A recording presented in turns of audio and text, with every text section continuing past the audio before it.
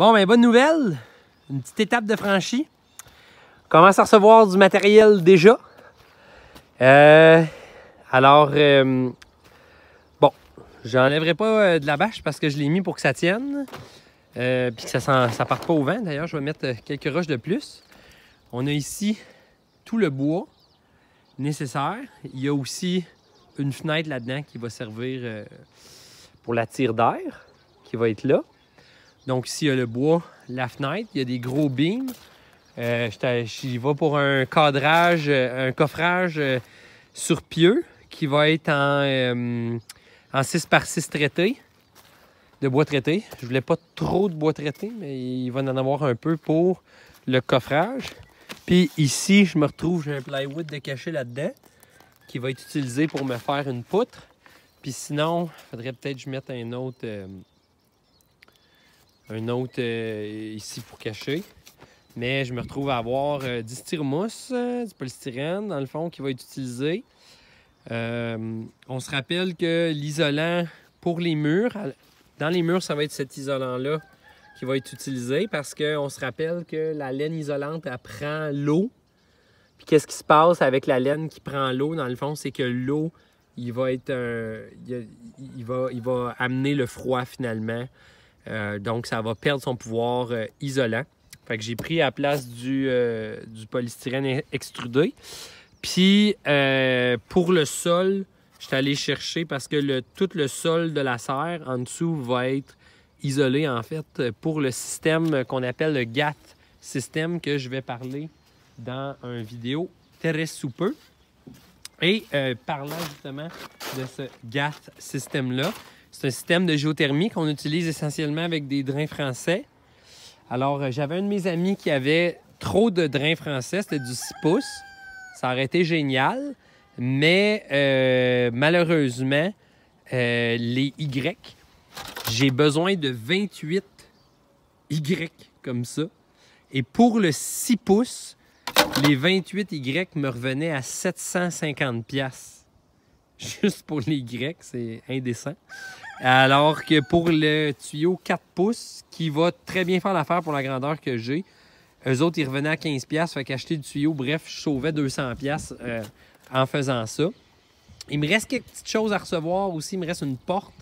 Il me reste aussi de la tôle. J'ai juste eu le solin de toit par rapport à la tôle, mais même... Oh oui, je l'ai eu en double. Il est en double. Fait que j'ai eu ça. Donc, aujourd'hui, ça sent le printemps. Il va peut-être y avoir une tournée d'eau d'érable. Il a fait de la pluie de marde aujourd'hui. Pas possible. On voit les coques commencent à sortir. Il fait chaud, il fait beau, ça s'en vient, ça fond. Donc, on voit que tranquillement, ça s'en vient. Donc, il y a comme une grosse partie de concret là, qui vient d'arriver aujourd'hui avec les matériaux qui arrivent. Donc, je suis vraiment quand même extrêmement excité. Au bas mot, rajouter une porte, rajouter une coupe de Y, puis 3-4 bisounes d'affaires qui ont manqué.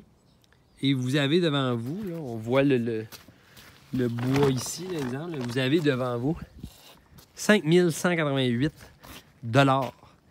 Donc, il n'y a pas de fan, il n'y a pas de contrôleur, il n'y a pas de thermostat, il n'y a pas d'électricité, il n'y a pas de suite focale. C'est ça avec l'inflation, ça a augmenté au niveau des matériaux. Je vais faire un qui va parler spécifiquement d'argent, comment ça a coûté. Mais juste ça, là j'en ai assez pour faire tous les murs de la serre. Mais juste ça, là, avec quelques petits cossins qui sont dans la chaîne, là, 5188$. Fait que là, la serre, c'est moi qui a fait homemade. Je m'étais mis comme budget maximum 15 000, incluant des spécificités comme des fans, des choses quand même. Tu sais, je voulais pas cheaper. On voit que ça monte vite en torieux. Donc, imaginez-vous que normalement, quand vous engagez quelqu'un pour le faire, vous prenez les matériaux, vous faites x2, essentiellement. Donc, là, mettons, là, juste pour faire cette installation-là, là, c'est comme si faire le tour de la serre, toute l'équipe, puis on n'a même pas encore les polycarbonates, on n'a même pas encore ça. On est dans les eaux, on est dans on est dans le 10 000 si je le faisais pas moi-même. Puis là, on n'a rien là-dedans. Fait que ça monte excessivement rapidement. Merci. Je vais pouvoir, grâce à des compétences que j'ai appris de faire. Par ailleurs, une petite pensée juste avant de vous laisser, mes très chers cocos. Abonnez-vous aussi à la chaîne YouTube, les confirme le tournant. Ici, c'est le poulailler. J'en ai parlé un petit peu, mais pas tant. En fait, ce projet-là, je l'ai fait moi-même, mais je l'ai fait accompagné d'une personne qui s'appelle Rox Sergerie, qui est, maintenant, il va prendre sa retraite. Je ne peux pas l'appeler. Il n'y a plus de place pour vous, malheureusement. Mais pour moi, c'était comme un maître, là, puis il connaît tous les codes du bâtiment, puis etc. Puis il est vraiment, vraiment, vraiment, vraiment bon. Puis en tout et partout, l'électricité, il a fallu que ça soit fait par un électricien. En tout cas, j'ai une longue pas de joke, là, mais histoire catastrophique là-dessus. Mais l'idée, c'est... il y a un adage qui dit « Soit je réussis, soit je gagne, soit j'apprends. » Puis, soit je réussis et soit j'apprends. Puis c'est un peu ça qui s'est passé avec le poulailler. C'est que moi, j'ai voulu bâtir ce bâtiment-là pour apprendre à faire la construction, apprendre à concevoir la construction et apprendre à comprendre la construction. Donc, je l'ai fait accompagner avec quelqu'un. Puis après ça, des grandes parties, j'ai fait toute seule aussi. Mais j'ai pu comprendre plein de bases. Au niveau de la fondation, j'ai appris. Au niveau plein de choses. Les fenêtres que vous voyez là, c'est mon beau-père qui me les avait. On est allé faire de la récupération. On est allé chercher ces fenêtres-là.